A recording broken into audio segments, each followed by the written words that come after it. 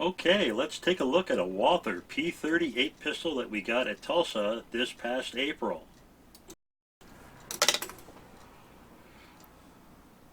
Hi everybody, Cycle Camp here. I got another firearm to show you. This is a P38 Walther.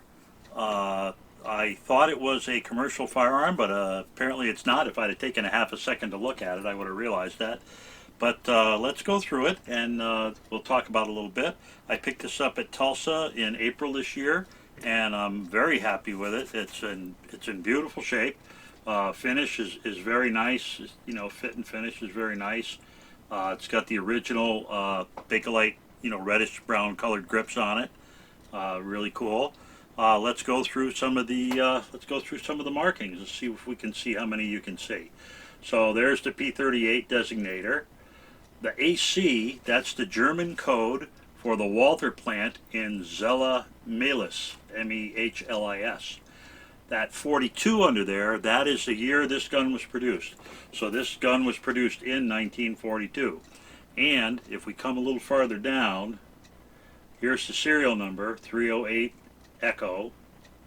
And right next to it, I probably won't be able to get the camera to focus on it, but there is a Waffen mark on there, which you may or may not be able to see, and that Waffen mark has the 356 designation, which was one of the designations for Walther. So, like I said, I apologize if I can't get the camera to quite focus right on it, but that's the way it goes. And that's what's going on that side of the firearm. Here's the 308 serial number over here. It's on the slide. It's on the receiver. It's here in the front of the firearm. You can see it here. If I was to open it up, you'd also find it on the barrel and all that good stuff. We'd turn it over, and again we find the Waffen mark again with the 356.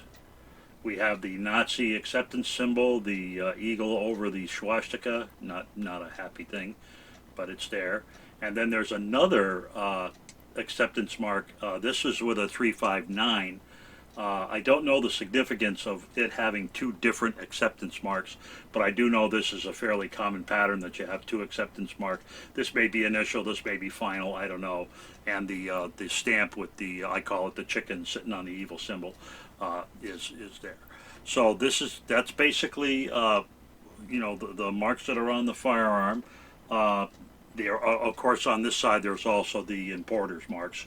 Unfortunately, this is not a bringback, so it does have the CAI importer's mark on there that's been electro-penciled in.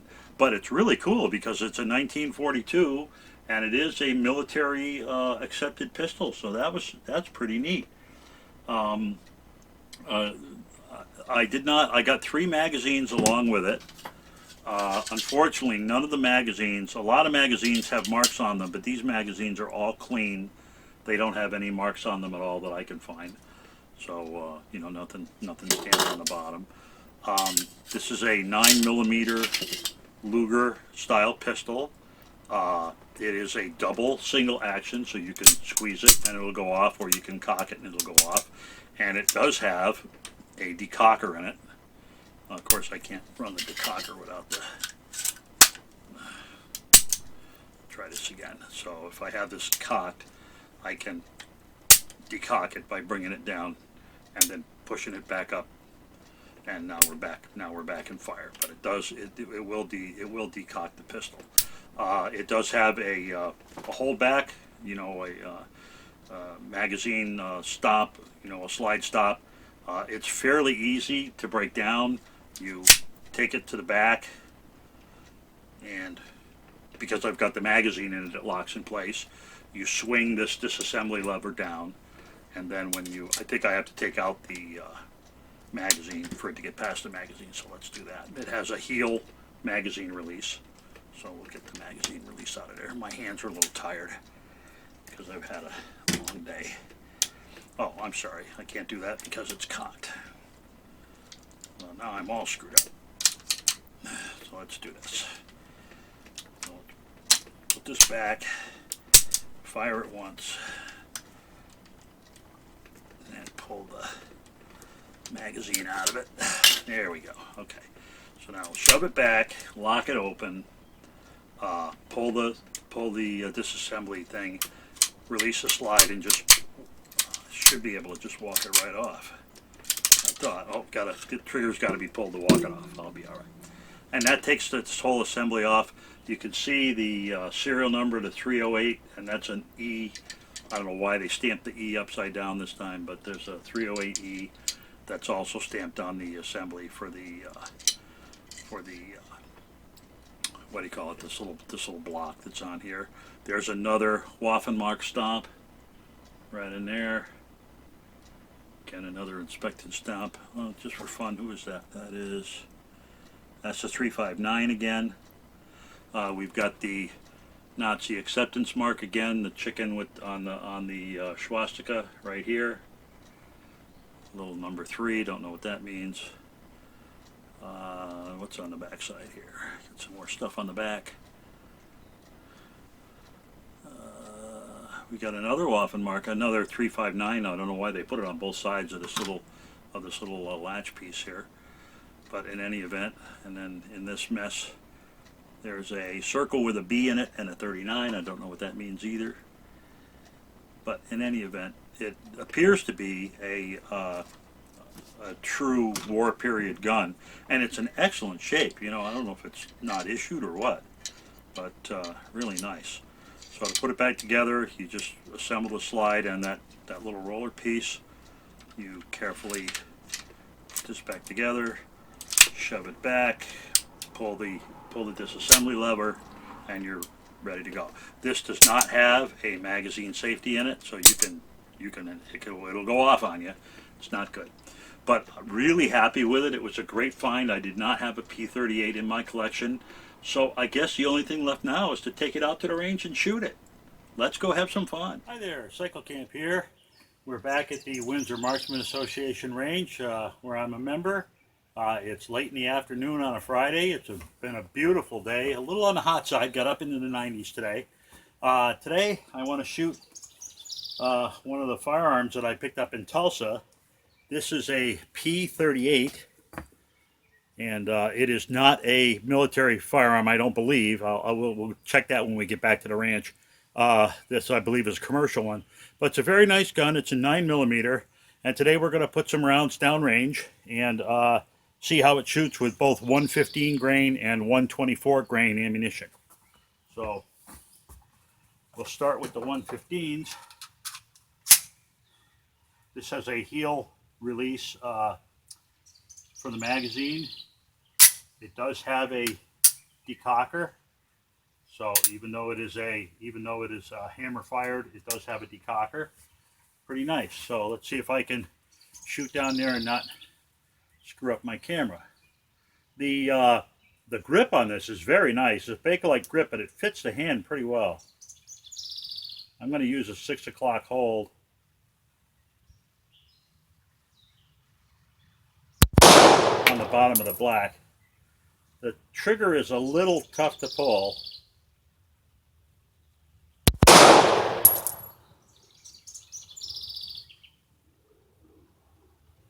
I do like the sights though, because the U on the back is big enough and the front sight is a little thin, so you can see pretty well. Now I have not done anything to this gun prior to shooting it here, so I have no idea how close it is.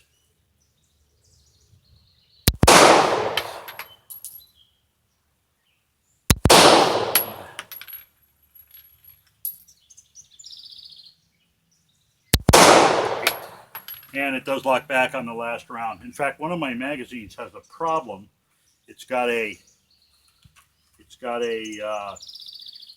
There's a little bit of a divot here in the, I don't know if you can see it or not. I'll bring it up close. There's a little knockout here, and this little divot, I believe, is what operates the hold open. And on one of my other magazines, that snags a little up here. I think the magazine might have been stepped on or something at one time. But we'll give it a try and see what happens.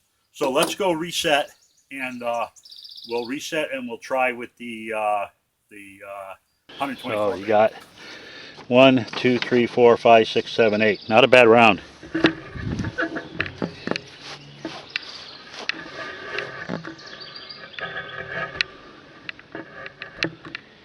Okay, and we'll try this one.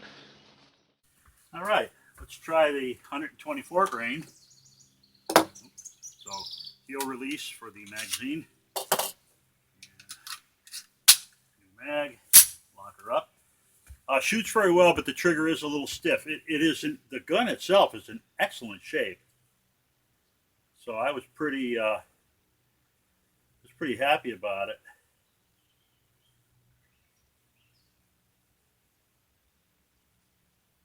It does have a bit of a hard trigger.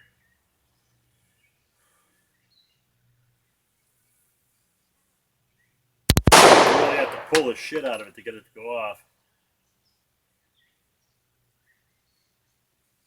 There's no creep, just a real hard pull, and it breaks real clean. But you do have to give it a good solid squeeze. I expect the more you run it, the better it would get. Like I said, this gun doesn't appear to have been fired very much. This is an 8-round magazine. I did not have one in the pipe. And I'm shooting at a distance of 15 yards.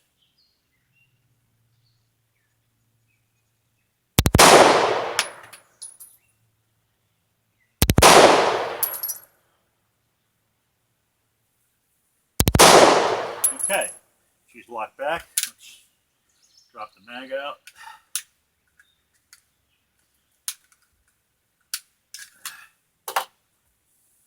I much prefer mag button releases, but that's okay. And in our place, you have to put a flag in it to show that it's empty and clear before you go downrange.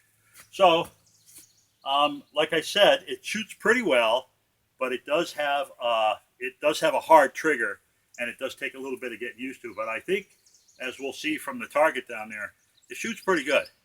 So thanks for coming out with me today and seeing me shoot this firearm.